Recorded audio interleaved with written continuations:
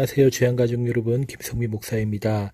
오늘 하루도 진리 위에 굳건히 서서 주님의 뜻대로 살아갈 수 있는 귀한 하나님의 사람들이 되시기를 주의 이름으로 바라며 축복합니다.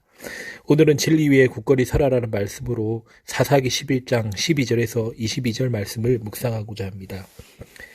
암몬 자손의 왕은 이스라엘 백성에게 억지를 쓰며 그들을 무너뜨리려고 합니다. 하지만 하나님은 입다를 통해 억지 주장에 대해 반박하게 하십니다. 우리를 또 이러한 억지 주장을 하는 사탄의 참소를 당합니다. 이러한 사탄의 공격으로부터 어떻게 신앙을 지켜가야 할까요? 첫째로 사탄의 참소를 경계해야 합니다. 암몬 자손은 이스라엘을 향해 공격해 옵니다. 그러자 입다가 암몬 자손의 왕에게 사자를 보냈습니다. 암몬이 무슨 이유로 이스라엘을 치러 왔는지에 관해 따진 것입니다. 암몬 자손은 왕은 이스라엘이 출애굽할 때 점령했던 아르논에서부터 야복과 요단까지의 땅을 다시 돌려받기 위해 왔다고 억지 주장을 펼쳤습니다. 그러면서 군대를 앞세운 채 자신의 땅을 평화롭게 돌려달라고 요구하고 있는 것입니다. 이처럼 우리가 이 세상을 살아갈 때에 성도들에게도 이와 같은 영적 도전이 지속적으로 펼쳐지게 됩니다. 우리는 하나님의 은혜로 주신 복을 악한 세력들이 빼앗고자 호시탐탐 노리고 있음을 알고 경계해야 합니다. 첫째로 사탄의 유혹과 시험이 있음을 알고 늘 경계해야 합니다. 암몬 왕은 이스라엘이 하나님께 받은 기업을 노렸고 그것을 빼앗기 위해 전쟁을 일으켰습니다. 이처럼 사탄도 하나님의 자녀들이 하나님께 받은 복을 빼앗고자 늘 유혹하고 시험에 빠뜨려 가시떨기에 갇혀버린 싹으로 만들려고 합니다. 그러므로 항상 근신하고 깨어서 사탄을 대적해야 합니다. 둘째로 하나님이 은혜로 주신 복을 지키기 위해 애써야 합니다. 사탄은 온갖 종류의 거짓 교훈과 거짓 복음으로 참 복음을 훼손 왜곡합니다. 그러므로 은혜의 복음의 진리를 분명하고 견고하게 믿어야 합니다. 복음을 의지해서 살아가십니까?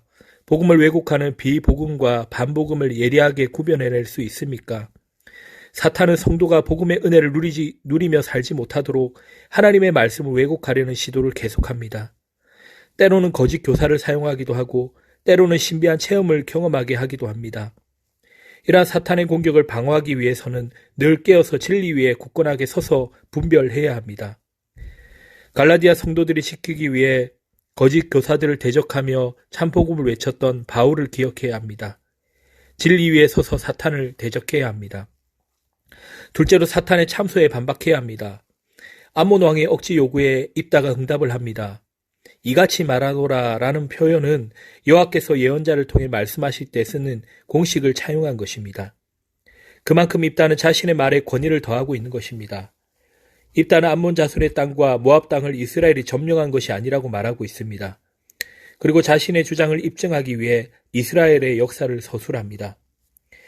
이스라엘은 출애굽 여정에서 에돔과 모압 땅을 침범하지 않았고 아모리 왕 시온과 전쟁을 했던 것은 그가 먼저 공격했기 때문이라고 말합니다. 하나님께서 함께 하셔서 아모리 족속의 온 땅을 점령하게 되었다라고 설명합니다.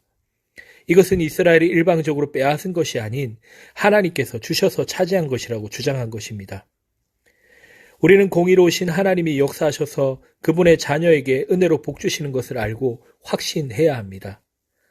첫째로 하나님의 선하심과 공의로우심을 확신해야 됩니다. 하나님은 은혜로 아모리 족속의 온 땅을 이스라엘에게 주셨습니다. 그리고 모든 과정에서 하나님은 공의롭게 행하셨습니다. 하나님의 사랑과 공의는 결코 상충되지 않습니다.